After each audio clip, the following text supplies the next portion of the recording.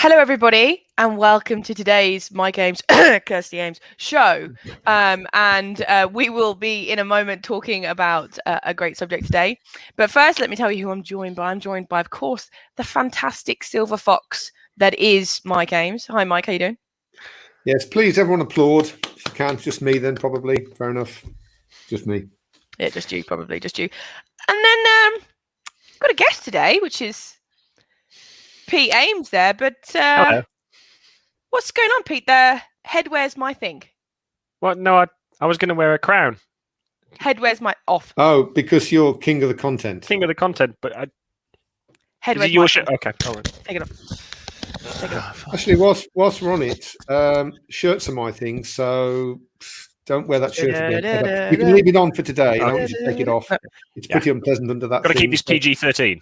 Yes, please, just let it go. Yeah. How we live our life. I will say, just before we get started, it does feel like I've got sort of the 1980s over here and then current day here. It's like a bit of a time warp, but I do enjoy it. Okay. So whilst people are just logging on, I think we're going to kick off now. So today we're going to be talking about how to use content to power your business growth. So how to use content to actually make money, to put money on content. Now, Pete, you're our content king.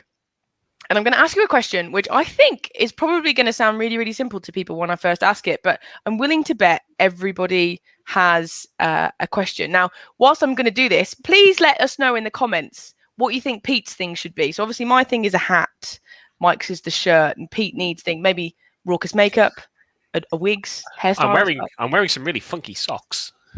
Is that not... Doesn't work. Okay. That's off the ideas committee. Okay, so Pete, first question. I'm hitting you hard. What is content? Ooh, good question. Thank you. It is a good question. Like so many things that sound simple, it is sometimes tricky to define.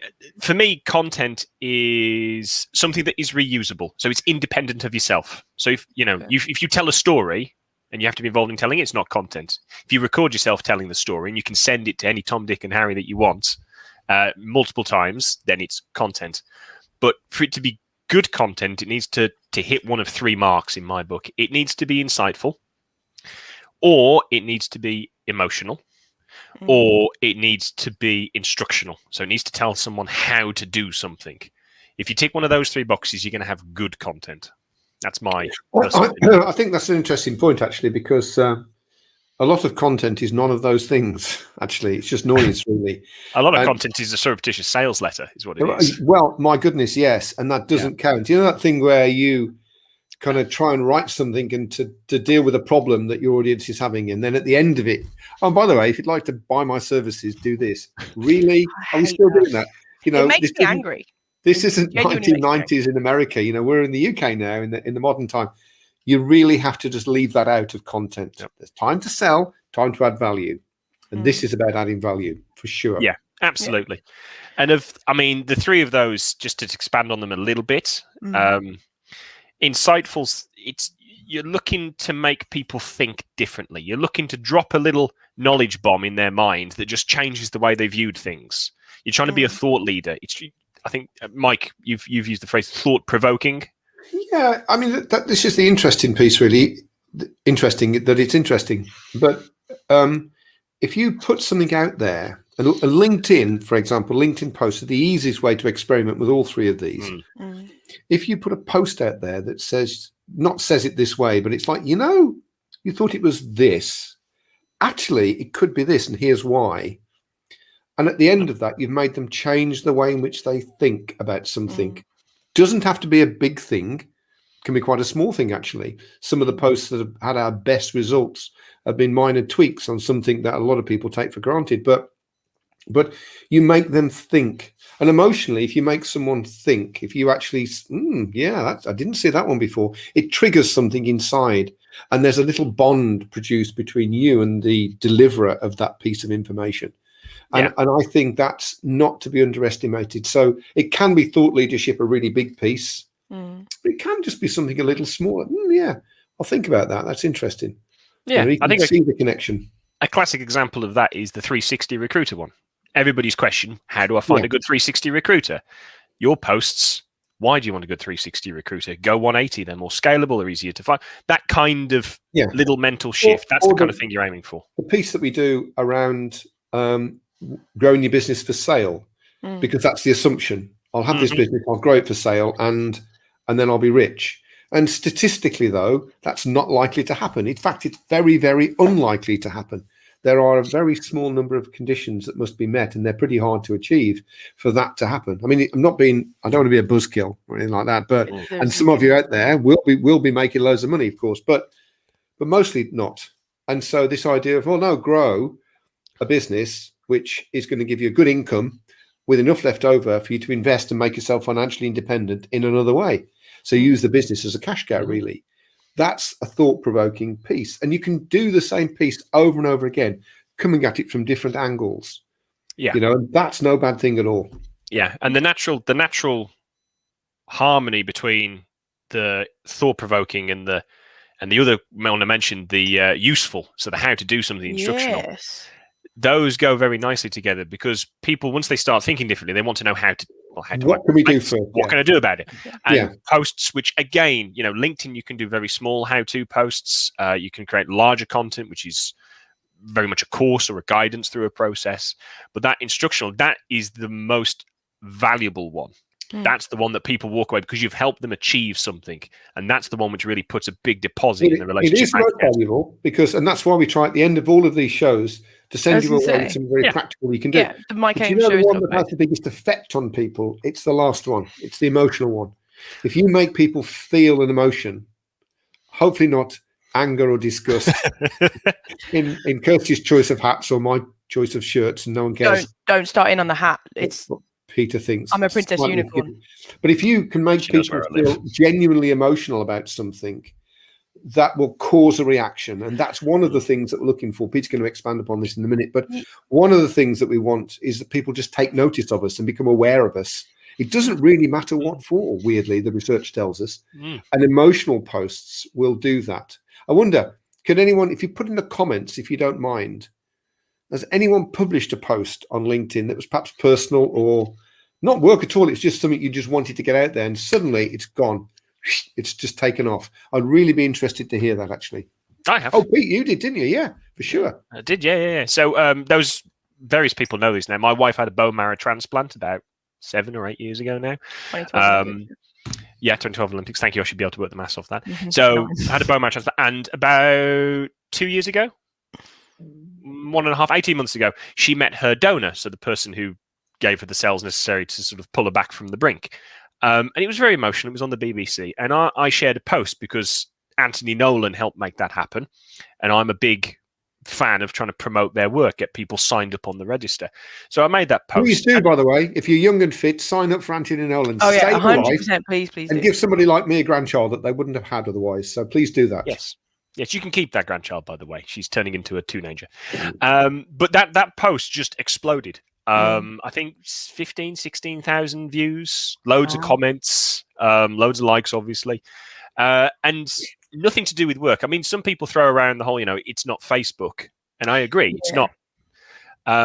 But letting a bit of your personality, no one wants to buy anything from an empty suit. No, people buy from people. Be a person. Be more than just the professional. Be the professional, but more than. This brings us then actually very nicely to what's the point of content. Yeah, I'm gonna come to that in a second, but we've had some comments. First of all, I'm going to put the most important comment, which is from Paul.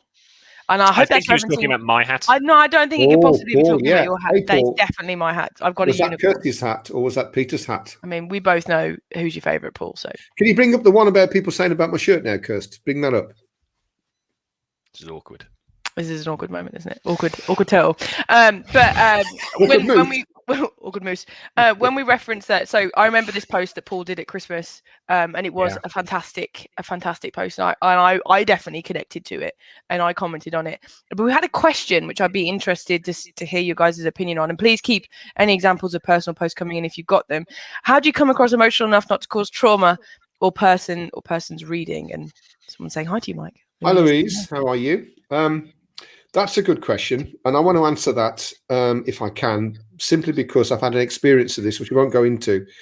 I think if it's something that you could recount in front of someone that you know is a little fragile, maybe a friend or relative that you know that you kind of have to watch what you say, else you could upset them, then I probably would draw the line at that. I think, you've got to be able to feel comfortable in what you're saying is not going to be too traumatic. But generally speaking, what are you talking about here? You're talking about a post of something that's happened to you, not like something like really dark and hideous, because I think, again, that's probably for a counselor, not for LinkedIn, but something that's happened to you that's made you, that's had an effect. So I wrote once about my big emotional thing was when I nearly had I think I did have a nervous breakdown in the early 90s.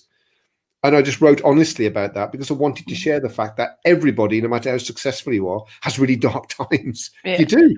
And so the ones that you're sharing as well, I think, tend to have, if not necessarily a happy ending, or there's something that you take from it that has helped you grow or helped you develop. So if it is something that's very emotional and you're very much still in it and very much still working through it, then and you don't feel comfortable posting about it, then maybe that's something that you sort of delay posting about until you've worked through it and understand it fully in your brain.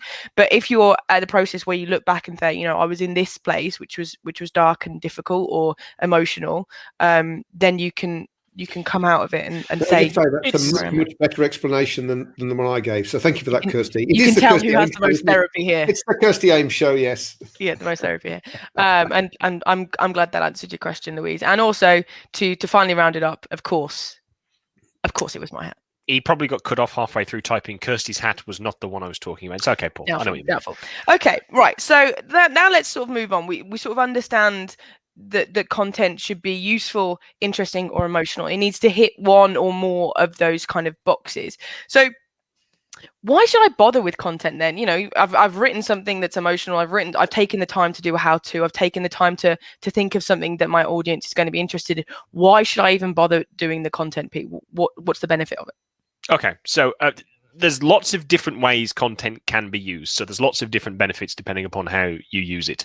We have a particular style, and there's one benefit which I like to call out the most,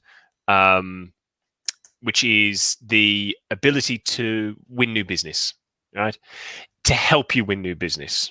Now, it does this in one or two ways, really. There's the high frequency, thinner content like LinkedIn, that kind of stuff, which will keep you front of mind in target market. I think there's Mike. I can't remember the exact statistic. I think at any one time, 5% of the market is looking to buy what you sell. Yeah, at any one point in time, this is a general statistic, and it's going to vary, of course, from market to market and what cycle the economy is at. But at any one point in time, only about 5% of your market are actively looking for a new supplier because they want to buy something and they don't have a supplier that they can rely upon, or they've never had a supplier for this thing that they want to buy.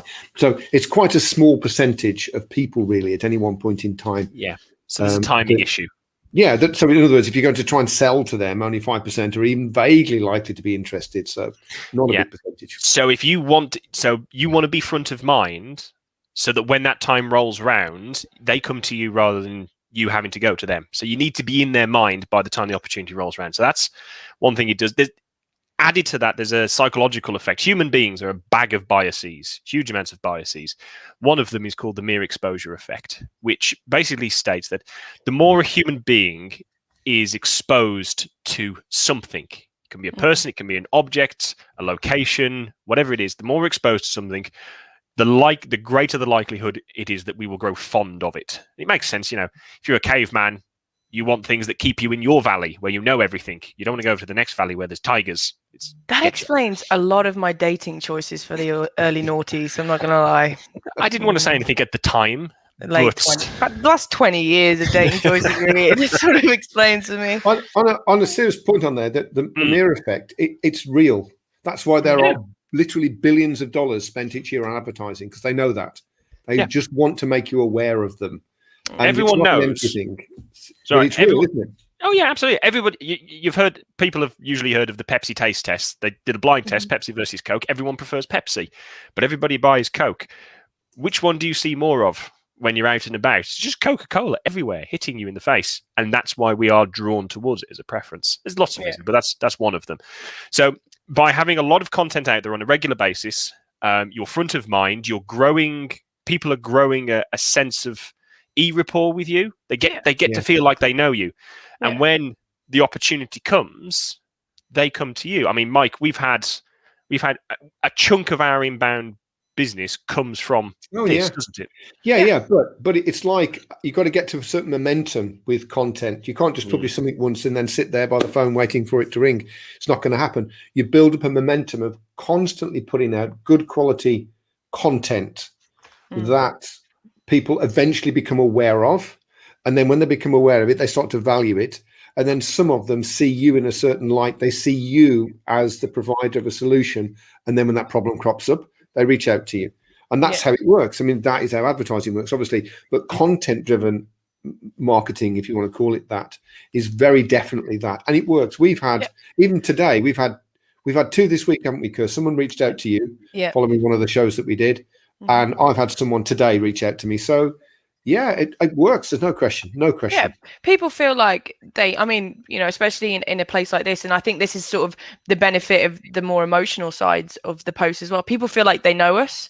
So it's a very warm situation that they feel more comfortable with us. They kind of know us, who we are as people, and they get to know your voice, whether that's your actual voice, which I apologize immensely for the accents that are on this show today.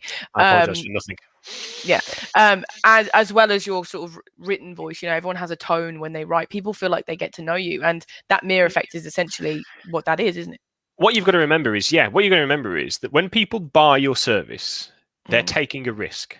Sometimes it's greater, sometimes it's less, but they are taking a risk that you won't do it well, that you'll make them look bad, that they'll regret changing. Whatever it is, there is a small risk there. And to alleviate the risk, they want to know that you're good at what you do, right? But they also want to know that you're a good bloke or chapess, chap or chapette. Yeah, there we go. We say lady, but lady. Whatever. I like chapette, chap or chapette. I like chapette now. I think I want to be called that from now on. You're going to get so much trouble over that. Seriously, I didn't say that, everyone. It's not me. I quite like it. I like it too. They want to know you, the person, because we've all worked with someone who's extremely good, but also a bit of a tit, and they don't want that. So they want. Did you just swear on my show? Awkward turtle. No, awkward moose. Definitely. Yeah. Okay. Well, just on that as well. If anyone has actually got a tangible benefit from some content that they produced, I'd really like to hear about that in the comments as well. Well, see, that's sort of my next question. So please do let us know in the comments, because so people feel like they know me. People are warmer to me. People might come to me. Is there anything else? Like, that's good, but that doesn't link me to money, really. Or if it does, it's not something I'm in control of. What is those things really that leads to money, isn't it? Yeah. It's. I think the key thing is here: if you do that, you will win some business. You will probably not win enough business. Right. Like, we couldn't just live off that type of work. It is a nice bonus. A lot of what we do is about creating chunkier content that's higher in value, bigger in impact. And that content allows us to go to people. So you can, thinking back to what I said earlier about there's 5% at any one time, 95% aren't interested in whatever your service is. Well, it means 95% of the time you try and approach people about your job, they will tell you to just hop it. I don't want to talk about that. That's not important. Try and talk to somebody about buying a wedding dress 2 weeks after their wedding. Nothing. They died. Very true. Right? So having content that is impactful, that is related to what they're interested in and not what you want them to be interested in, allows you to open doors, because it means that... Can I just come in here? Because this is a really important part for relationship builders. We talk about relationship building. Build a relationship, don't chase a vacancy.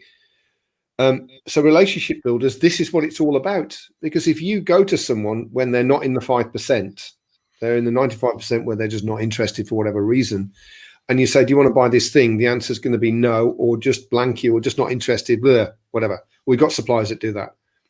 If you can genuinely find out what's of interest to somebody at that time, and then present them with that, would you like to talk about this? That is a completely different game altogether. The answer is more likely to be, well, that's interesting, send it to me. Or I'll come on that webinar that you're running, or whatever it is, because I want to know about that thing. It's important to me, particularly with what they call zeitgeist content, which Pete's going to talk about in a second, which has, it's of the moment, but of course it has a really big impact for a short period of time. If Yeah. you can pick out zeitgeist content, massively useful. Pete, do you want to just explain about that? Yeah, I'll pluck. There's a nice little example from the recruitment industry very recently. IR35. It's in place now. It should have been implemented by a lot of people. Some perhaps a little behind, but for a while there in the run up, it was a big thing. Lots of people talking about, well, how's it going to work? What's the impact on me? What can I do? Lots of experts appearing on webinars and guests. And now, if you try and host an IR35 event, you'll get just crickets. Dong. Yeah, because the zeitgeist, the moment has come, peaked and gone. I think at the moment for recruitment, we're moving into a new zeitgeist area for employee appeal. How do you draw people into your business? So now it's about EVPs. If we ran a webinar on EVPs, people would come because they want to know. I know that everybody watching this obviously knows what an EVP is, and I do as well. But just pretending that some people don't. Employee value proposition. Basically, thank you. What it is, it's thinking about what you've got to offer to someone and then putting that in a frame that when people look at it, they go, that's interesting. I'll talk a bit more about that. That's what it means, really. Right. Sorry about that, everyone. Well done, Kirsty. Oh, no. I mean, everyone knows, and I obviously knew, but I'm glad we've got that clarification. Me too. Yeah. Okay. So I was going to say, so we've got we've got that link to the money, as it were, right? Because whilst the mirror effect is people get to know you, then it allows you to open up conversations. Is that what you'd say, Pete? Is that like it allows you to start those conversations, which will eventually, when you build the relationship, lead to money? Is that? Yes, essentially, it's it does a couple of things. We have a wall of value. A lot of people have seen this. So you can even just start relationships with this and it sets you out. It can be a differentiator. That's key. Mike does this a lot. He'll connect with someone and he will send them to our the Flair website and the Pioneers if they're a recruiter. And it's just a wall of all the stuff that we give away for free. We don't sell it at all, everybody. We don't sell. It's content. That's why we do it. Content. Give. Lots of how-to, a little bit of thought-provoking stuff. Not much emotional on there, but the other two very much. And you have a much better connection. You did a little test, didn't you, I think, sending that versus just sending a hi. Yeah. We do a lot of research for the Pioneers, obviously, because we want to give them an edge. And we were researching the kind of messages that would get a better, invitations to connect on LinkedIn, the messages that you could use in that invitation to get a better response, acceptance rate, and I won't bore you with the details. Might make a good show one of the days, actually, but one of the things that had the biggest effect, it was the second most popular of the acceptance rates, was where you basically said, I'll paraphrase it in the invitation, I'd like to connect because blah, blah, blah. I like to contribute to my market rather than just feed off it. Have a look at this content, see what you think. And then a link to our content page. Yep. And I think that was something like 54% acceptance rate.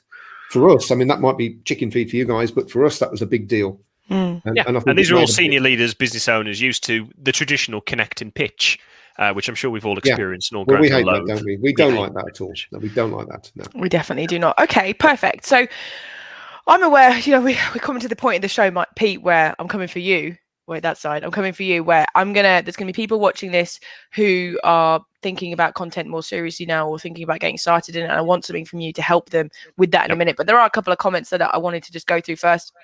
One, Louise, thank you for appreciating what we talked about earlier, and it is Mental Health Awareness Week, so I'm glad that those emotional posts, you might be seeing a couple of them out there, maybe, and it might just be something that you can notice and see how it makes you feel. But Sam's made a sort of a good point, going back to this earlier post, is it really what you want from an emotional post? Is it you really want likes? What would you say to that? I personally think more views than anything else, because we are talking about this. That person exists, and they're more than just a name flashing by.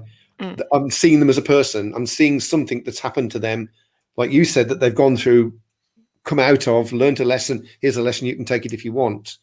I think it's views. I don't know what you guys think, but I think it's awareness.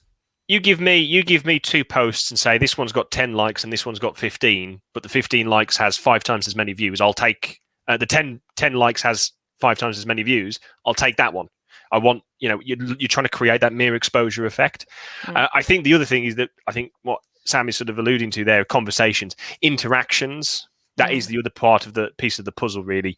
Having people comment on your posts, so structuring them in such a way that they invite comments. Like if you look at, like, sometimes you'll read people's posts and you're like, there's no hook, there's nothing here for me to engage with. Constructing them so that you do create conversation, that is enormously powerful and almost invariably leads to a massive surge in views as well. Yeah. And it would be a reminder, you know, Mike says it all the time, people form relationships with people, not with businesses. And so, you know, these kind of posts, if you write them well, it does allow them to engage with you as a human being. And ultimately that's what we're all here for, to engage with people as a human being, whether that's personal or in business. It's the same thing. It's the same thing. Yeah. Perfect. Then Rowena made a good point. You know, Red Bull started doing the advertising thing that we were doing. You know, we're giving a lot away, giving content away, providing so much value, not really asking for anything. So it worked for them. Now, you know, everyone knows Red Bull now. Yeah, if you give without thought of what you're going to get back in anything really in life, when you're building relationships or building a brand or whatever it is, that is a great foundation. I mean, you can need other things as well. That is a perfect foundation. And what better way to give than content? Because as Pete said, you can give a piece of content away, but you've still got it. You can give it away to someone else. Yeah. Awesome, really. And it's normally cheapest chips to provide, actually. Yeah. I mean, I'm glad everyone's sort of on the same page as I wonder if anybody's had their opinion changed on content through this. If you have, let us know in the comments. Sean's put a good one. You know, she likes to wait by the phone mic when that content rolls, after those people roll into her. Yeah, but it's different for Sean because she produces great content and I love it. So big fan. That one, yeah. Big fan. And then finally, Pete, get ready. I'm coming to you. We've got a message from Seb saying he's enjoying the Ames Fest. And look how relaxed he looks upon that couch. Hello, Seb, We should wait a minute. That's Peter's new look, 3-piece suit right there. It's the way Waistcoats. forward. It's the way forward. Hey, we're running out of time. We've got to get on. We are. I'm coming to you 1 second. So just a final thing on Sam's post is that this is a great point by Gavin. It's, you know, just because they don't interact with it now doesn't mean they haven't noted it. And I think that's fantastic. Yeah. Mike had a great story about that. I know we don't have time for it, but Mike, there was someone who came out of the woodwork to you recently who you were, as far as you were concerned, was completely disengaged with us. And you had a bit of chit chat and he was revealed that basically he watches the show all the time. Yeah. Weirdly, he could be watching right now, and you know who you are. I won't mention your name, but unbelievable. So yes, absolutely. Yeah, so great point, Gavin. Thank you. Perfect, Gavin. Thank you. So, Ped, you know, as I've said before, we like to be proactive at the end of this. Someone's watching, they're thinking, right, content way forward for me. How do I start? So, what can you give them about how to start? Okay. So, number one, don't have your... It's no longer the Kirsty Ames show for that. Sorry. That was Pete. I'm on top. So, to answer that question, the number one thing is get outside your own head, right? We all live in a tiny little box of experience, which is very small compared to the vastness of the world. And if we just try and sit in a room with a blank sheet of paper and come up with interesting content, we are just going to end up writing surreptitious sales letters because we care about what we do. We care about our jobs. We will write that stuff. So get out there. 2 ways you can do it. Number one, find out what your market's interested in by asking them. Engage them in conversations around what are they reading? What have they learned recently that's been interesting? What do they wish they could find out? What's going well? What's a struggle? Have that. To be interesting, you must be interested, right? One of my favorite phrases. Yeah, I know. Love it. Yeah. So get out there and ask them. Is that one of mine? Definitely. It was. I took it. And as I'm the young 80s version, it's actually mine. That's true. Yeah. So that's number one. Talk to the target market about what they value, what their struggles are, and create content that matches that.